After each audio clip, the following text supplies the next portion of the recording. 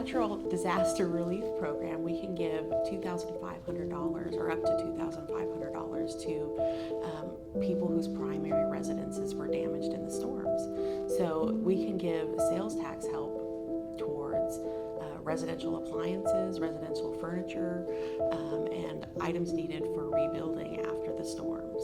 It's easy to apply on our website or through the mail. There's good directions that give you what to do through the mail, but if you get stuck and need help, everyone here at the Department of Revenue is ready to help and excited to offer that kind of support. We treat those as a high priority when they come in, so once we receive the application, we usually are in contact with the person who's applied within maybe 72 hours. And the process to actually completing the claim depends on whether we received everything we needed to answer any questions we had.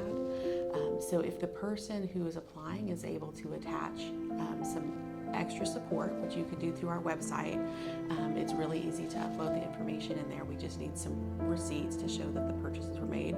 We can usually process those from start to finish within a couple weeks. These people have already been through so much, and it's important to our governor that they have assistance and help to rebuild.